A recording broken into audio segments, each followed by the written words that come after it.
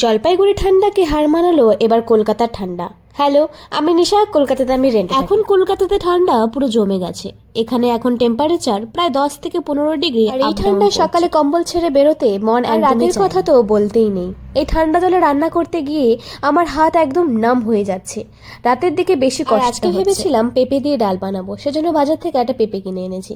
কিন্তু এই পেঁপে কাটতে গিয়ে আমার 10 টাকার ছুরি মনে হচ্ছে আজকে ভেঙে যাবে। পেঁপে কাটতে গিয়ে এত হার্ড ওয়ার্ক, ফাইনালি আমার পেঁপেটা আমি কেটে। আজকে ডিনারটা একদম সিম্পল বানাবো, পেঁপে দিয়ে ডাল আর ভাড়ালি ভাজা।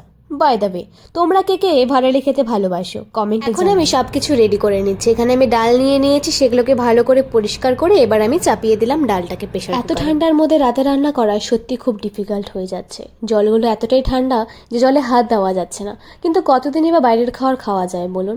সেজন্য আমি রাতের দিকে, সকালে এত ঠান্ডার কারণে উঠতে একটু লেট হচ্ছে, সেজন্য রেডি হওয়ার সময় তাড়াহুড়ো করে অফিসে চলে যাই। সেজন্য অফিস থেকে আসার পর আমি আগে বেডটাকেই ঠিক করে নিচ্ছি। আপনাদের সাথে গল্প করতে করতে এদিকে আমার রান্নাটাও হয়ে গিয়েছে। এখানে ভাড়ালি ভাজাটা আমি নামিয়ে নিলাম। তারপর প্রেসার কুকার থেকে আমি আমার ডালটাকে সম্বাদ দিয়ে দিলাম, তার মধ্যে একটু ধনেপাতা কুচিও কেটে দিচ্ছি। আমার ডাল রেডি। সব কাজ শেষ করে এবার আমি ডিনারে বসবো। গরম গরম ভাত আর সাথে ডাল আর ভাড়ালি ভাজা, পুরো পারফেক্ট কম্বিনেশন। ডিনারটাকে এবার সেরে এখন হট ব্যাগ নিয়ে শরীরটাকে একটু গরম করে আবার কম্বলের নিচে ঢুকে যাব।